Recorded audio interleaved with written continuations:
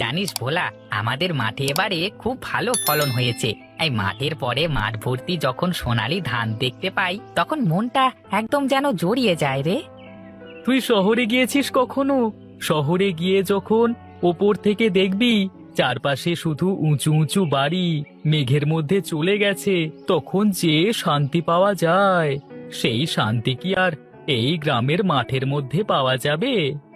এই তোরা থামতো, একদিন আমার ট্যাক্সিটা নিয়ে রাস্তায় বের হয়ে দেখিস, গতিতে একটার পর একটা গাড়ি অতিক্রম করে সামনের দিকে যখন এগিয়ে যাবি তখন জীবনের আসল মজাটা বুঝতে পারবি।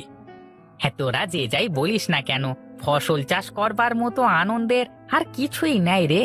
ছোট ছোট দানা বপন করে যখন সেই দানা থেকে খেয়ে পড়তে ফসল ফলে তখন যেই আনন্দ পাওয়া যায়, সেই আনন্দের তুলনায় তোদের আনন্দ তো কিছুই না। ধুর, বাদ দে তো এসব কথা। যখন একটার পর একটা ইট গাঁথতে গাঁথতে একটা বড় বাড়ি তৈরি হয়ে যায়, সেই বাড়ির মালিক যখন বাড়িটা দেখে বলে, বাহ, অনেক সুন্দর বাড়ি বানিয়েছিস, তখনই পাওয়া যায় আসল আনন্দ। তোদেরকে একদিন আমি আমার ট্যাক্সিতে জড়িয়ে সারা শহর গ্রাম সবকিছু ঘুরিয়ে দেখাবো, তখন জীবনের আসল মজাটা উপভোগ করতে পারবি তোরা।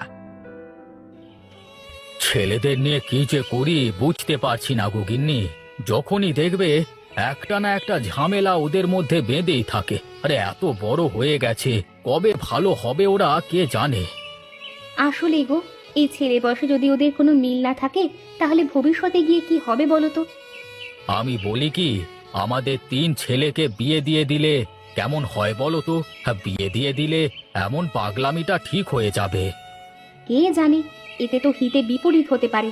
আগে যেভাবেই হোক ওদের 3 ভাইয়ের মধ্যে মিল করাতে হবে, তারপরে অন্য চিন্তা করা যাবে। কিন্তু আমরা কি করি বলো তো? কেউ যদি কোনো উপায় বলে দিত আমাদের 3 ছেলেকে মিল করানোর, তাহলে বড়ই উপকার হতো। তুমি কোনো চিন্তা করো না গো, একটা না একটা উপায় আমরা ঠিক বের করে ফেলবো। আমি রান্নাঘরে গেলাম, তুমি আমার সাথে এসো, খেয়ে নেবে চলো। হ্যাঁ গো গিন্নি, চলো চলো। মা, আমি কাজে গেলাম।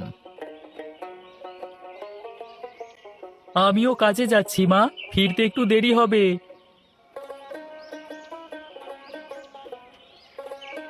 মা, আমিও মাঠে যাচ্ছি, ধান কাটতে হবে। দুপুরে বাড়ি আসবো না, বাবাকে দিয়ে ভাত পাঠিয়ে দিও কেমন? আহা, এই ট্যাক্সি চালাতে চালাতে যে শান্তি পাওয়া যায় তা যেন আর কোনো কাজেই মেলে না।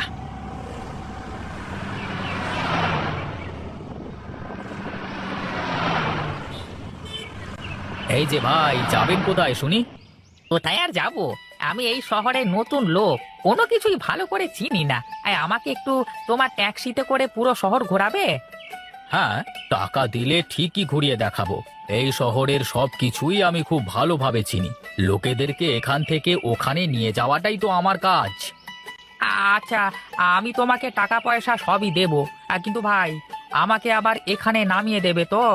আমি কিন্তু ভালোভাবে শহরটা চিনি না। আরে আপনি উঠে বসেন, কোনো চিন্তা করবেন না, আমি আপনাকে আবার এখানে নামিয়ে দিয়ে যাব। তা আপনাকে দেখে মনে হচ্ছে আপনি শহরে প্রথম এসেছেন? হ্যাঁ গো ভাই, আমি এই শহরে প্রথম এসেছি। আমি তো গ্রামের মানুষ, মেয়েকে বিয়ে দিয়েছি শহরে, আর তাই শহরে ঘুরতে এসেছি। আর ঠিক আছে ঠিক আছে, আপনি কোনো চিন্তা করবেন না, আমি আপনাকে পুরো শহরের সবকিছু ভালোভাবে চিনিয়ে দেব। তারপর দেখবেন আপনি নিজে নিজেই পুরো শহরটা ঘুরে বেড়াতে পারবেন। আহারে, মাঠ ভর্তি সোনার ফসল দেখলে মনটা যেন জুড়িয়ে যায়।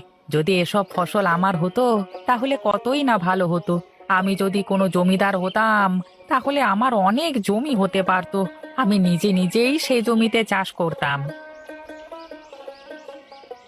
কিরে পল্টু, এখানে দাঁড়িয়ে কি ভাবছিস? আরে আমার ক্ষেতের মধ্য থেকে বেরিয়ে আয়, আমার পাকা ধানে মই দিবি নাকি তুই?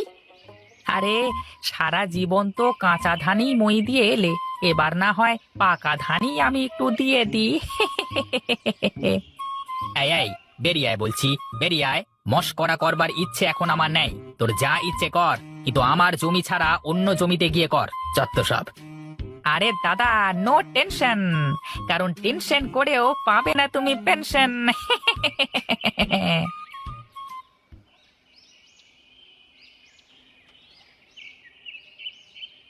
কি রে, থামলি কেন? এই দেখো কত বড় বাড়ি, ভাবতে অবাক লাগে। এত বড় বাড়ি আমরা বানিয়েছি, কি সুন্দর দেখতে। সবাই যদি আমাদের মতো এভাবে ভাবতো তাহলে আমাদের কষ্টটা বুঝতে পারতো। আরে আমাদের মধ্যে পড়ে আর কেউ ভাববে? আরে আমরা কোনো বাড়ির দিকে তাকালে একটা একটা করে কিভাবে ইট গেঁথে বাড়ি তৈরি করা হয়েছে সেটা দেখতে পাই। আরে অন্যরা তো এভাবে দেখবে না, তাই না? এটাই তো সব থেকে বড় দুঃখ রে আমাদের। আরে দুঃখ করে লাভ নেই, দুঃখ করে লাভ নেই। চল চল, অনেক দেরি হয়ে গেছে, বাড়িতে যেতে হবে।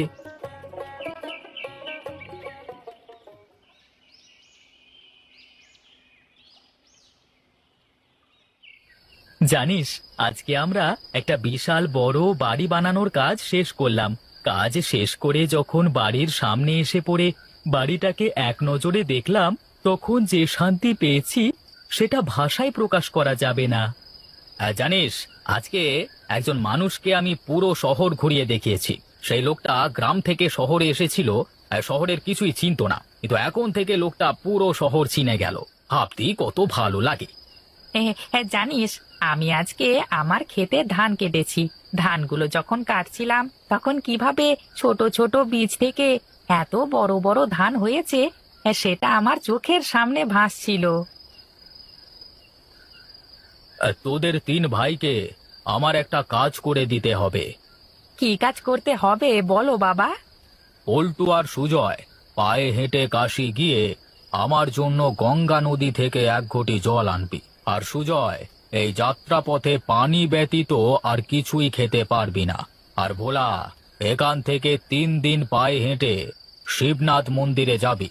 আর সেই মন্দিরের মধ্যে 3 দিন একটা কামরায় বসে ধ্যান সাধনা করবি। এটা মরবার আগে আমার শেষ ইচ্ছে। কিন্তু এগুলো কেন করব বাবা? সেটা তোরা তোদের কাজ সেরে আসলেই বুঝতে পারবি। এখন যাও, অনেক রাত হয়েছে, ঘুমিয়ে পড়ো। কাল সকালে যাওয়ার প্রয়োজন হয়েছে, জিনিসপত্র নিয়ে বের হয়ে পড়বি। আর ভোলা, তুইও তোর যাত্রা পথে কিছু খেতে পারবি না। আমি এখন চলি।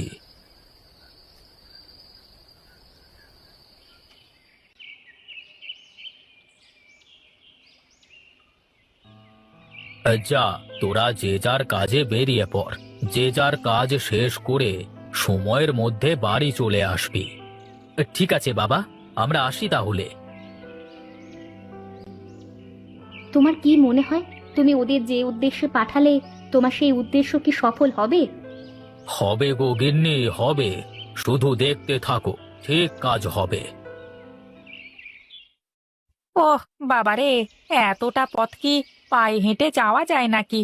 যদি একটা গাড়ির ব্যবস্থা হতো তাহলে অনেক ভালো হতো। আমার তো খাবার খাওয়া বারণ, অনেক ক্ষুধা পেয়েছে রে। ভাই, আমাকে ক্ষমা করে দিস। আমি কৃষকের দাম দিতাম না, কিন্তু এখন এই ক্ষুধার যন্ত্রণায় বুঝতে পারছি কৃষকদের কথা মূল্য দেওয়া উচিত। ওরে বাবারে, আমিও বুঝে গেছি ভাই যে ট্যাক্সি ড্রাইভারের অনেক দরকার আছে। দেখ না, পায়ে হেঁটে যেতে আমার কত কষ্ট হচ্ছে। যদি একটা ট্যাক্সি পাওয়া যেত তাহলে কত দিক দিয়ে ভালো হতো। হ্যাঁ রে ভাই, ঠিকই বলেছিস। সব পেশার সমান মূল্য আছে, আমরা একে অপরকে ছাড়া অচল। হাঁটতে হাঁটতে একদম ক্লান্ত হয়ে গেছি। এখন যদি একটা ট্যাক্সি আর একটু খাবার পাওয়া যেত তাহলে অনেক ভালো হতো। এতদিন আমি খামোকা আমার 2 ভাইয়ের কোনো দাম দিইনি, কিন্তু এখন বুঝতে পারছি সবার কথার কতটা গুরুত্ব রয়েছে। এরপর বাড়িতে গিয়ে ভাইদের সাথে আর কোনো ঝামেলা করব না। তা তোমরা এই যাত্রাপথে কে কি শিখলে আমাদের বলো তো। আমি এতদিন শুধু শুধু আমার ভাইদের সাথে পাল্লা দিয়ে এসেছি। আমাদের সবার সমান গুরুত্ব রয়েছে। আমরা আমরা একে অন্যকে ছাড়া অচল। হ্যাঁ ভাই, আমি আজ থেকে কথা দিলাম, আমি আর তোদের সাথে কোনো ঝামেলা করব না, মিলেমিশে থাকবার চেষ্টা করব। হ্যাঁ ভাই, আমরা আজকে সবাই মিলেমিশে থাকব। যাক, অবশেষে তাহলে আমাদের 3 ছেলের মিল হয়েছে। আসলে সেই কবে থেকে এই দিনটারই অপেক্ষায় ছিলাম। অবশেষে ওপরওয়ালা আমাদের মনের ইচ্ছা পূরণ করলেন।